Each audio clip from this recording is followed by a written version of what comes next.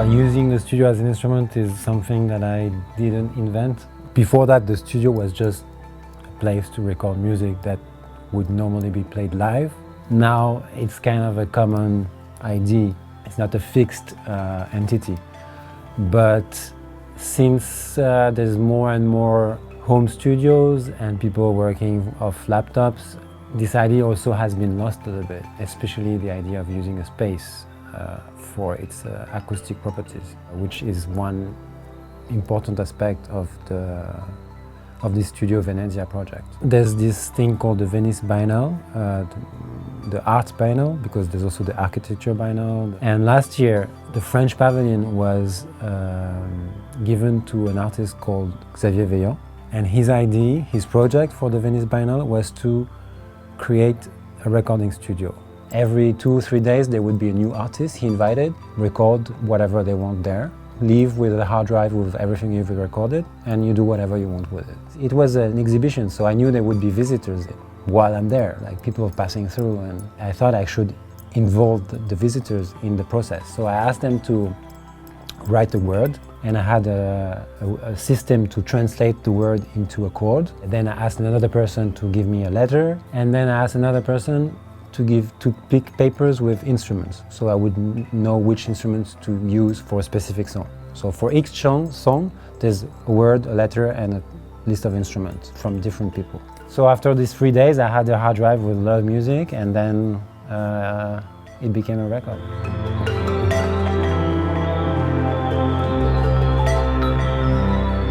Here is the entrance and kind of chill out, eating, drinking area. But like I said, I also use it to record sometimes because it has a really nice sound.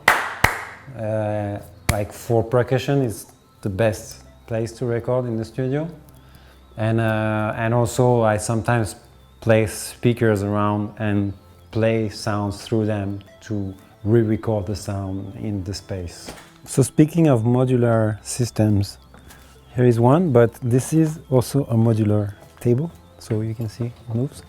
So I wanted to have some kind of moving table where I can put different instruments that I want to use and be able to move them around if I want to connect to different things. This is kind of a revolution for synth music. Everybody's obsessed with it now, and the possibilities are basically endless.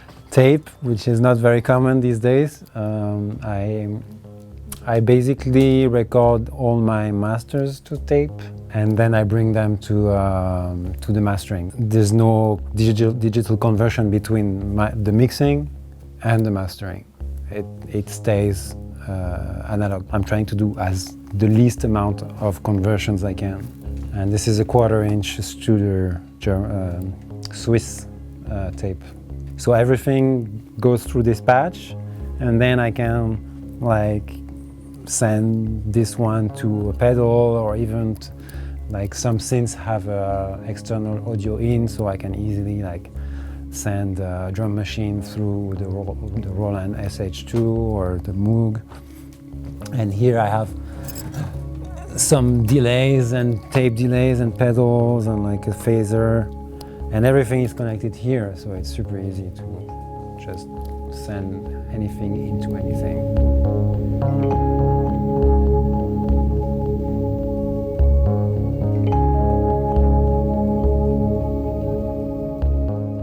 And here is the live room.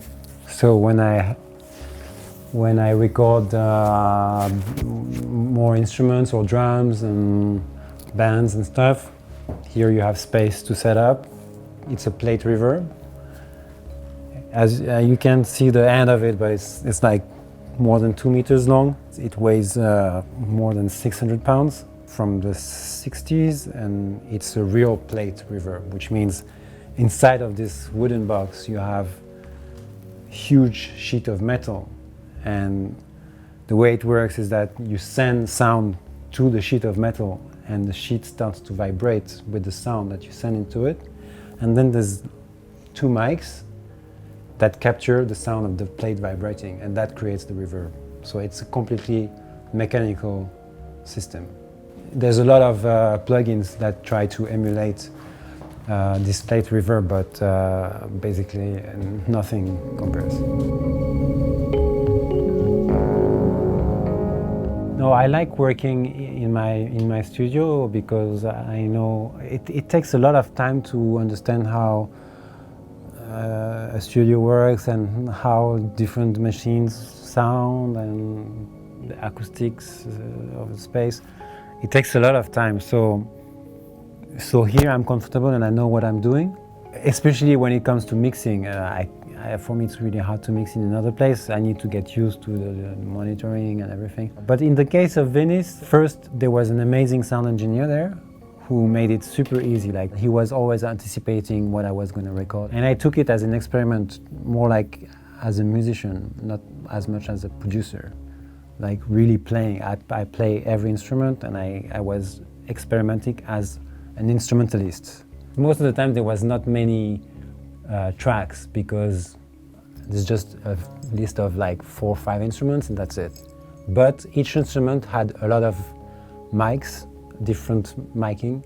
So I would have like a very far away mic, a very close mic. Even the synths that I use would be mic'd, like there would be speakers in the room to capture the sound through the acoustics of the room.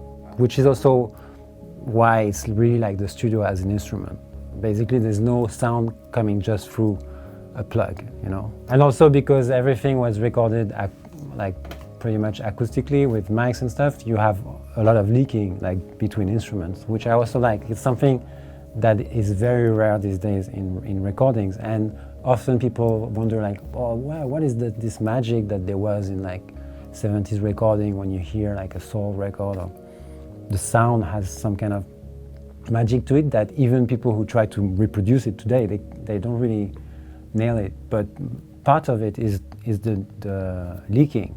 Like, it's like a band in the room and you hear the bass in the piano mic and you hear the vocal in the guitar mic. I mean, you know, so, and it creates this kind of like magic between the tracks that now people record one instrument at a time, or they have like super isolated booths. So it's kind of, this thing disappeared. So this is the ARP 2600. It's a modular synth from, I don't know, from the 70s, I guess. At this time you had basically Moog and ARP, and they were kind of competing. ARP got sued by Moog because they copied the filter of Moog, and so there's 2 versions of this one with the Moog filter and one without, after they got sued, and mine is actually with the ARP filter, not the Moog filter. And it's a super precise synthesizer. For me it's a bit like the Stradivarius of synths, because everything you will do on it will have an effect, will have you can hear any slight modulation you do with it. For instance, there's something called cross modulation. Like if you use an oscillator to modulate something, and you create with this synth, you can do it. You cannot do it with a lot of synths, and it creates amazing sounds. Very strange, like this.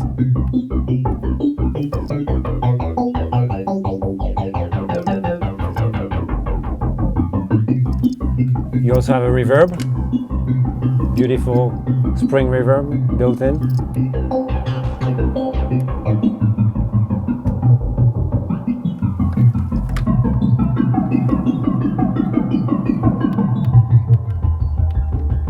Well, the Star Wars robot, whatever his name is, well, like his way of talking was made with this. It's also the synth you can hear in Encounter of the Third Kind when they play the melody. I wonder, I think you may actually see the synth in the movie, and I'm not sure.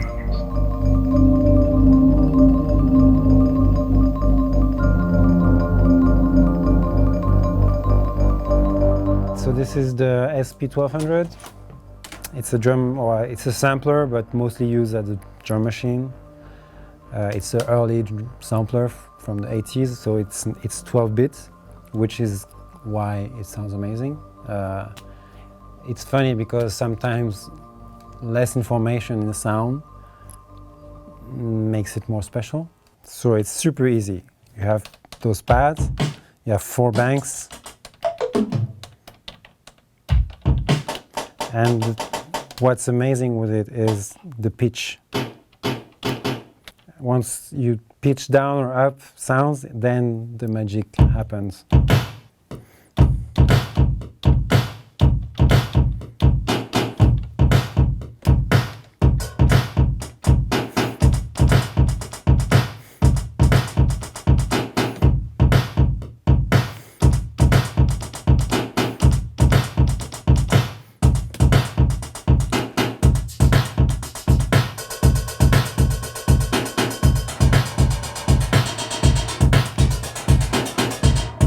You can play live like doing with this button, it repeats the sound.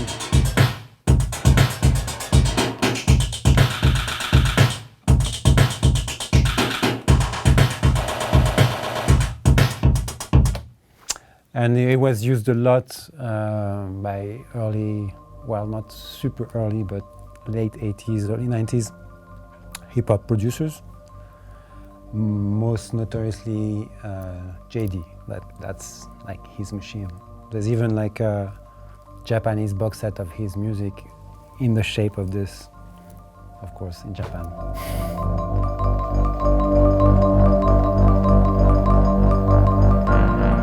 And this is actually before the DX7. It's by Yamaha, but it's in the form of an actual computer.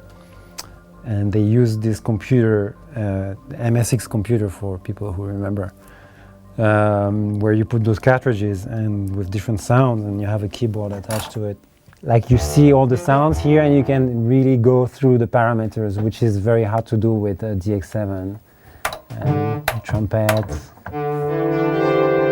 Like everything sounds super fake, but well, it doesn't sound like strings, but.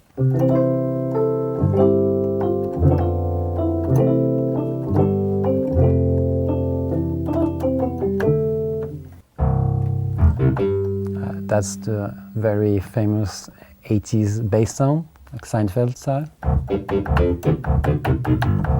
Prophet 5, probably one of the best polyphonic analog synths ever made. You can, I mean, if someone needs an analog vintage synth polyphonic, I would say this is the one to get, because you can basically do everything with it. Like, you can do every type of sound with only this synth.